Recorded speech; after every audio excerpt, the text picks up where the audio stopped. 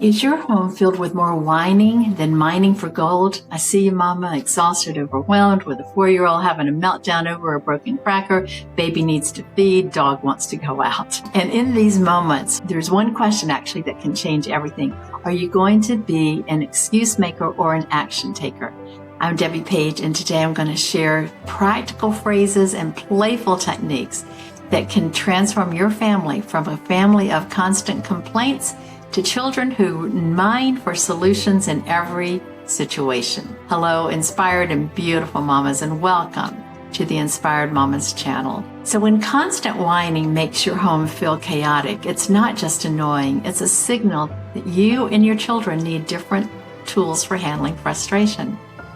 I remember those overwhelming days as a single mom of 3 when the whining threatened to just push me over the edge.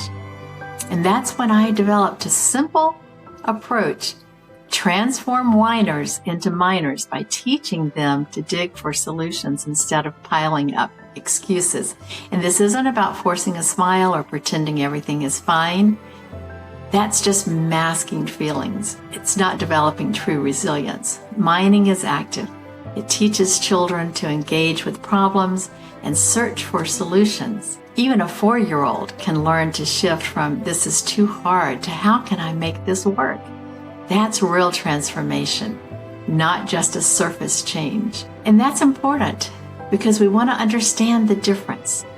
First, let's clarify what I mean by miners and whiners, because this is about developing a valuable life skill.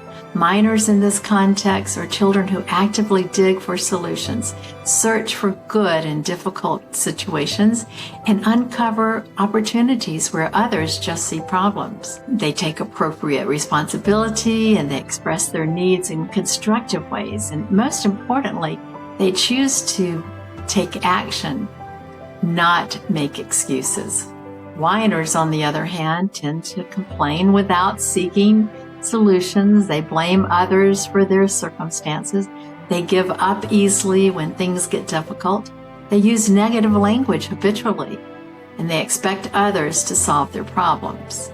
They pile up excuses rather than digging for answers. And this distinction isn't about personality or temperament. It's about mindset and habits that we as mothers can purposely cultivate by teaching our children to mine for gold rather than getting stuck in complaints. Why does this matter?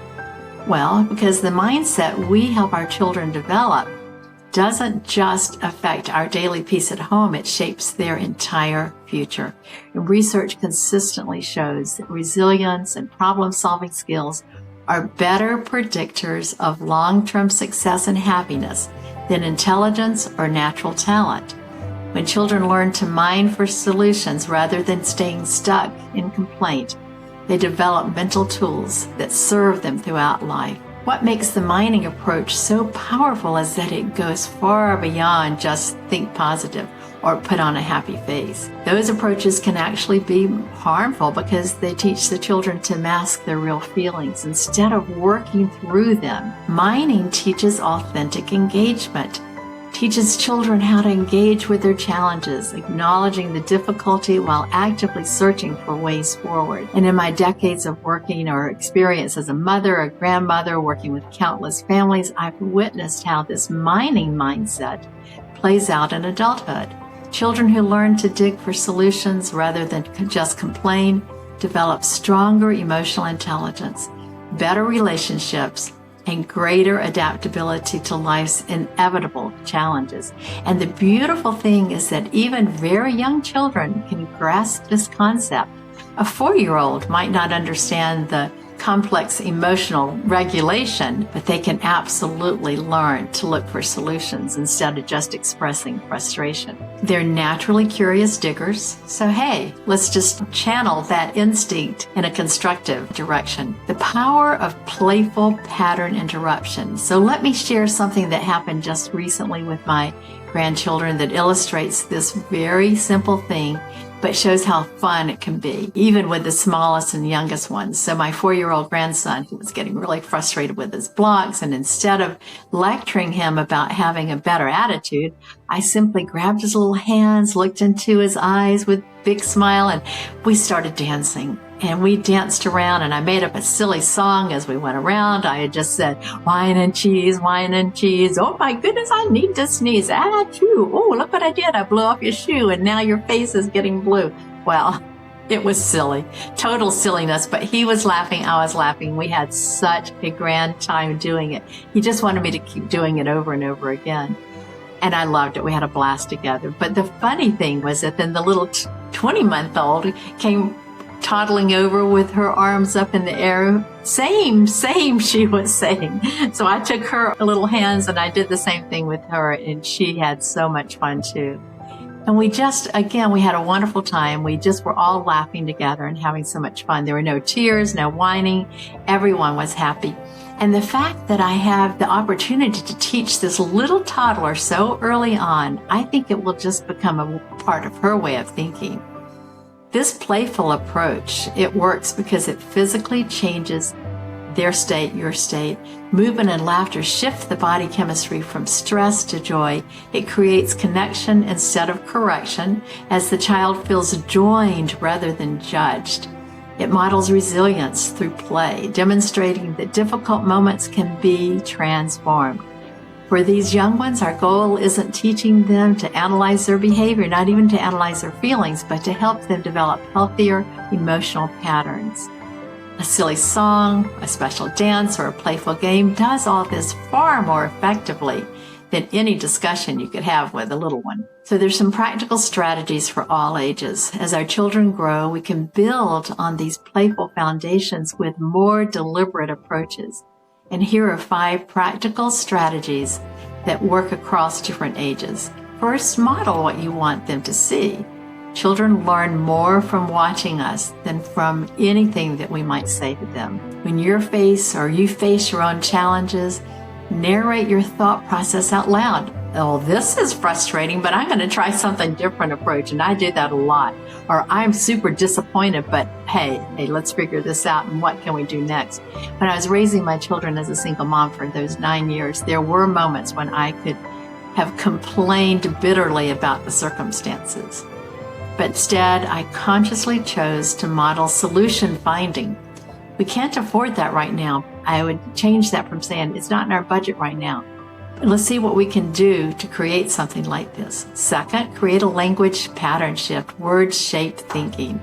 In our home, we developed specific phrases that redirected whining toward constructive expression. I need help with, instead of I can't do this, or I'm feeling frustrated because, or instead of this is stupid, which I heard that a lot. Gently but consistently redirect complaint language to these more productive patterns. Third, distinguish between expressing feelings and complaining. And this is crucial. We want emotionally intelligent children, not children who suppress their feelings. And the difference is in what happens after the feeling is expressed. I always told my children it's fine to feel disappointed or angry, but it's not fine to stay stuck there. Teach your children to recognize and name their feelings, and then follow with, well, what would help now? Or what could you try next? Fourth, celebrate effort and resilience, not just outcomes. So when your child persists through something that's been really difficult for them, make that the focus of the praise rather than whether they succeeded or not.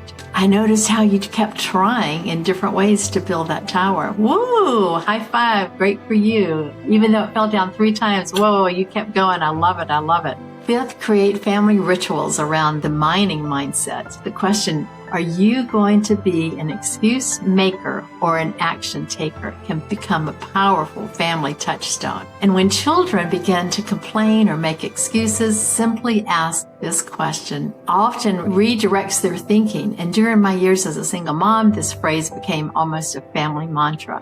When homework seemed too difficult or chores too overwhelming, just asking this question would help my children pause and reconsider their approach.